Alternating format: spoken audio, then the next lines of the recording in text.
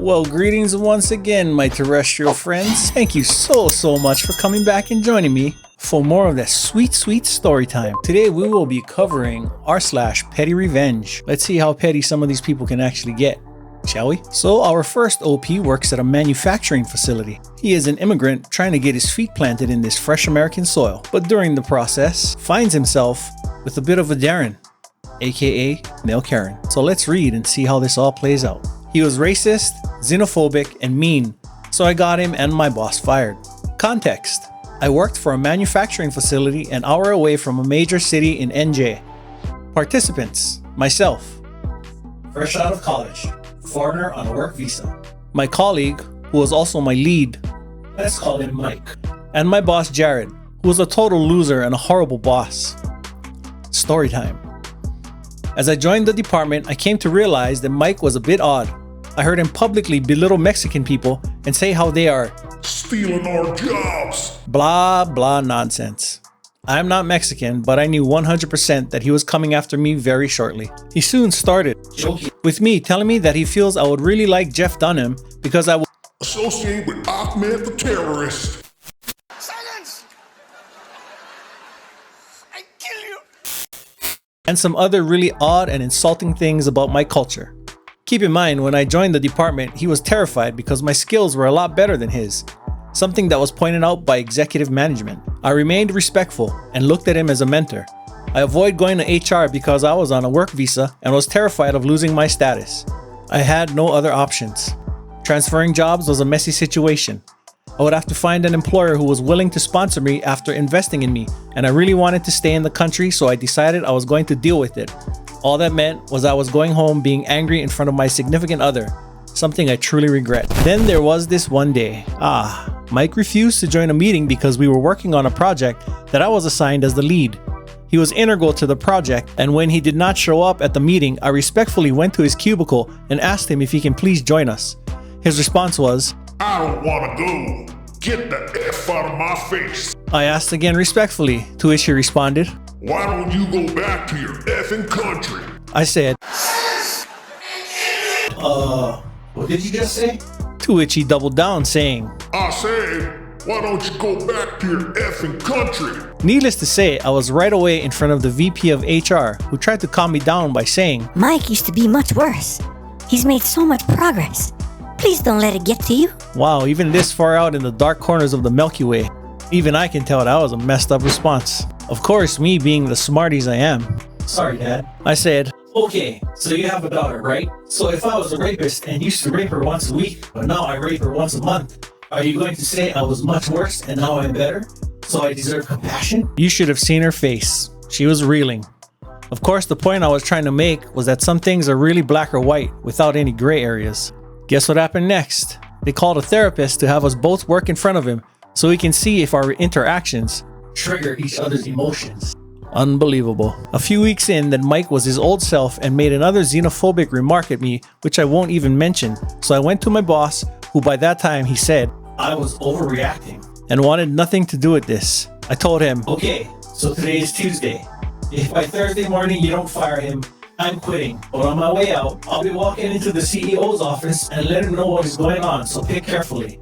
If I quit, you're going to lose your job too." He told me I was being an asshole because Mike has severe arthritis. I can't just fire him. I took the day off without letting him know, and by Thursday morning, they walked Mike out, but I took the extra effort and let the CEO know, and the VP of HR, along with my boss, were also fired shortly after. I can't tell you how much I was shaking at the CEO's office. Oof. Update. All. Thank you for the wonderful and critical comments. I 100% agree that the comments about her daughter were appalling and inappropriate. I was trying to find a point to draw a comparison under many years of frustration and fear of essentially deportation, and made a horrible choice of words. Did it work? Yes. Am I happy I did it? No, but in the context of what was happening, I see why I did it. I didn't want to lie about what I said. Thank you again for every single comment. And yes, the story is real. This is rural town, and the Mikes of the company slightly outweigh the non-Mikes. Think generational factory town. Mom, dad, kids work there. Wow, OP, that was a messed up situation that you were in. It's sad that it turned out the way it did, but you did what you had to do, man. I'm just glad you were able to make your voice heard. And how about one more? for the funsies. Titled, Itchy and Scratchy. At the request of someone, I am sharing one of many petty revenges in my line of work. Many years ago, I worked as a tailor at a uniform store. It's so interesting to see a vastly different side of law enforcement, firefighters, EMTs, etc. Majority were so nice and polite, except for one fire department president. Let's just say that rude and nasty would be an understatement. For no reason, he decided to scream and to try to intimidate the owner, a 60-plus tiny woman. She didn't intimidate easily at all. The day arrived when his particular dress uniform needed to be altered. Boss lady was PO'd and grumbling about getting back at this Ugly asshole. with monofilament, invisible thread, like a super thin fishing line. She decides to add some loose and loopy stitches to the armpit areas, then snip the loops, creating several prickly spots. Me being rather protective of this wonderful boss, I just had to up the ante. Added numerous scratchy stitches to the rise and right down the inseam of his pants. Hope he enjoyed the itchy and scratchy on his nether region. Oh dear, I can only imagine. That would be horror in my Remlock suit. But back to the story. This commander likes to live with a few ground rules, and in no particular order. 1. Hold yourself up straight. 2. Always say please and thank you, and smile. 3. Always be kind and courteous to those that serve you. Your favorite commander might have been in the service industry in a past life. And most of the time, it's definitely not sunshine and rainbows. So, you know, a little common courtesy, as I said. A little please, a little thank you, a little smile. Is always an all-around win. And if you don't get it back, oh well, you never know what the other person is going through. And how about we get one more in? Titled, Won't Close Your Pinging Truck Door? Hope you don't mind my watering. A commercial repair person was working on something in the parking lot beside the side of my backyard. He left his keys in the ignition and the door opened so that the opening was pointed at the side of my place. My nice summer day with windows open was mangled by a constant pinging. He was not using the open door to do anything. After about half an hour, I asked him if he could close his door to stop the noise.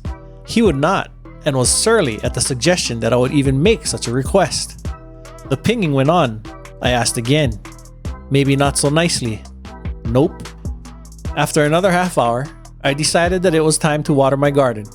I got the sprinkler and set it in a new location that would throw a little water over the fence and onto his open door. It wasn't much, but as the pinging continued, it got wetter and wetter. It was hardly noticeable. Knowing the pinging was being offset with some petty revenge made it easier to deal with as it continued. I happened to be in the kitchen to see the nasty look he sent my way when he returned to the open door. It still brings a little satisfaction for me to know he could have prevented it by not being an asshole. Well played, good sir. Well played. That's what happens when he F's around, and I guess he found out, huh? And one final story. Titled, Get Me Fired? It's a small world, isn't it?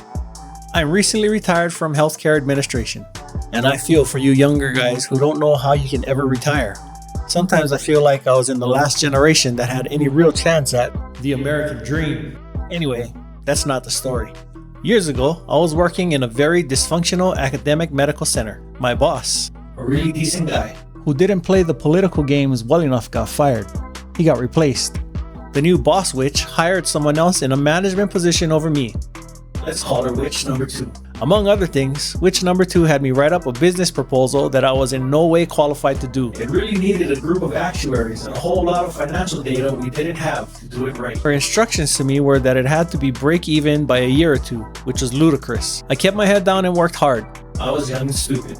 And was eventually fired for BS reasons so they could bring their own people in. Someone else in the medical center then hired me because I had a good reputation, which really pissed off Witch 1 and Witch 2. But my new boss didn't care. I eventually found a good job at another health system that was successful and growing. The academic med center I had worked for was not doing well financially. Then someone in another department said to me one day, You were at academic med center? Do you know Witch Number 2? She's applied for a position with us. I replied, yeah, she had me fake the numbers to make her proposal look good. My colleague thanked me for my input. Witch Number 2 did not get hired. Haha! I once heard a wise man once say, careful of the toes that you step on today, because they may be attached to the ass you have to kiss tomorrow. Words to live by, friends. Anyway, friends, it's time I wrap this up. Thank you so much for joining me. I really do appreciate it. If you did enjoy it, please consider a like, a comment, a share, and a subscribe. Please and thank you.